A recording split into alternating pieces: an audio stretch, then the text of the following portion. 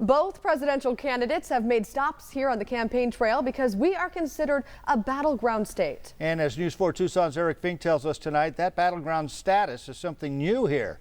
Eric joins us live at the Pima County Recorder's Office downtown to explain. Eric, good evening. Good evening to you, John. Amanda, with 20 days to go in the campaign and Arizonans already early voting. Well, on the presidential map, we here in Arizona are considered a toss-up state for the first time in more than 2 decades. And one political expert says there are a few reasons why. Arizona is enjoying some new clout on the electoral map in Decision 2020. We're a battleground state for the first time in nearly a quarter century. Bill Clinton was the last Democrat to take Arizona's electoral votes in a presidential race back in 1996. Since then, the state has been red. But U of A political science professor Samara Clark says not solid red. Republican candidates don't win Arizona by huge landslides. Okay, so that's the first thing you need to think about. We're not a deep red state the way some people who are not familiar with Arizona's politics might think. Republicans have been winning, but not by a ton, by about 5 percentage points. In 2018, Kyrsten Sinema became the first Democrat elected to the Senate here in 30 years.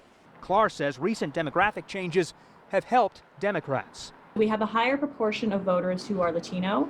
We have a higher proportion of voters who are college educated.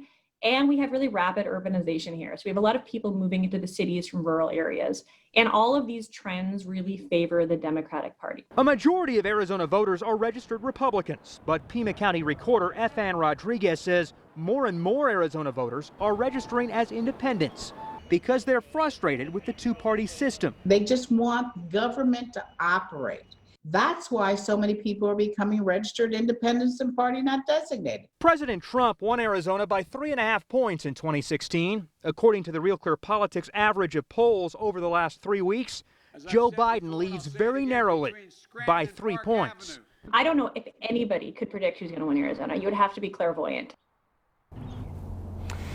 Now our state can start counting early ballots here 14 days before Election Day, and that might help to offer some indication of which way the presidential race is going here in Arizona. But Clark thinks, well, there could be several days of counting, and a winner may not be declared until several days later.